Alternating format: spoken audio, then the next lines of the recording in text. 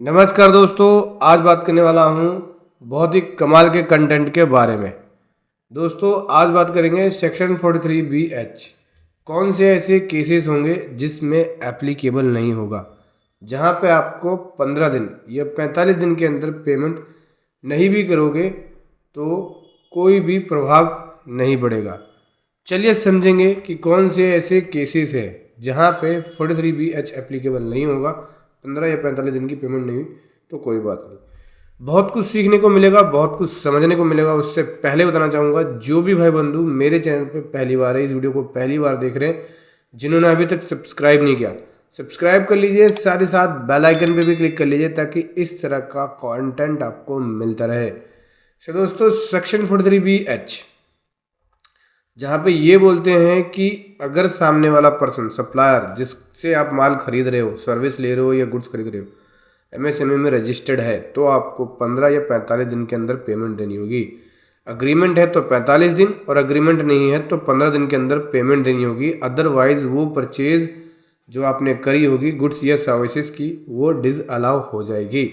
लेकिन यहाँ पे कुछ केसेस ऐसे हैं जहाँ पे ये सेक्शन 43BH एप्लीकेबल नहीं होता। कौन कौन से केसेस है, चलिए डिस्कस करते हैं।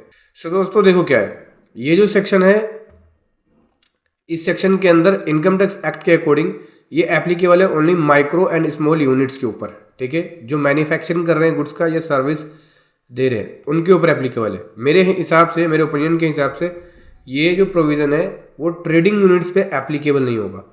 अब समझो माइक्रो और स्मॉल यूनिट क्या होती है। पहले मैं आपको एमएसएमई एक्ट के अकॉर्डिंग माइक्रो और स्मॉल यूनिट के बारे में बता देता हूँ। एक माइक्रो यूनिट का मतलब क्या होता है। एक माइक्रो यूनिट कब कहलाती है, तो देखो एक माइक्रो यूनिट का मतलब हो गया ऐसे एंटरप्राइजेस जो मैन्युफैक्चरिंग के अंदर है और प्रोडक्शन कर रहे हैं गुड्स का, और जिनकी इन्वेस्टमेंट प्लांट एंड मशीनरी में 1 करोड़ से एक्सीड नहीं है और इनकी टर्नओवर 5 करोड़ से एक्सीड नहीं है, तो वो एक माइक्रो यूनिट है। और सर्विस के अंदर सर्विस दे रहे हैं और जो इक्विपमेंट है वो 10 लाख से एक्सीड नहीं है, जो उनके पास इक्विपमेंट है, इन्वेस्टमेंट जो इक्विपमेंट में कर रखी है, तो वो एक माइक्रो यूनिट में आएंगे। स्मॉल एंटरप्राइजेस का मतलब हो गया कि ऐसे एंटरप्राइजेस जो मैन्युफैक्चरिंग कर रहे हैं गुड्स और जिन्होंने इन्वेस्टमेंट कर रखी है प्लांट एंड मशीनरी में 10 करोड़ से एक्सीड नहीं होता और जिनकी टर्नओवर 50 करोड़ से एक्सीड नहीं होती, ऐसे एंटरप्राइजेस स्मॉल एंटरप्राइजेस में आते हैं। और जो सर्विस दे रहे हैं, जिनकी 10 लाख से ज़्यादा नहीं है इन्वेस्टमेंट में, इक्विपमेंट के अंदर इन्वेस्टमेंट 10 लाख से ज़्यादा नहीं है और जिनकी टर्नओवर 2 करोड़ से एक्सीड नहीं करती, तो ऐसे एंटरप्राइजेस स्मॉल एंटरप्राइजेस में आते हैं। ठीक है, बेसिकली जो ट्रेडिंग यूनिट्स होती है मेरे ओपिनियन के अकॉर्डिंग एप्लीकेबल नहीं होगा।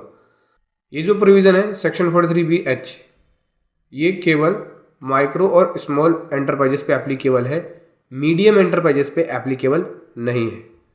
ठीक है, तीसरा बात करें, ये जो प्रोविज़न है सेक्शन 44AD के अंदर जो पर्सन कवर है उसके ऊपर भी एप्लीकेबल नहीं है। मतलब कि जिन्होंने प्रेजम्पटिव बेसिस पे ऑप्ट कर रखा है स्कीम को और वो ऑडिट के अंदर नहीं है, जो ऑडिट नहीं कराते बुक्स ऑफ अकाउंट्स का, जिनको बुक्स ऑफ अकाउंट मेंटेन करने की ज़रूरत नहीं है, डेटर क्रेडिटर को मेंटेन करने की ज़रूरत नहीं है, तो उसके ऊपर भी एप्लीकेबल नहीं होगा।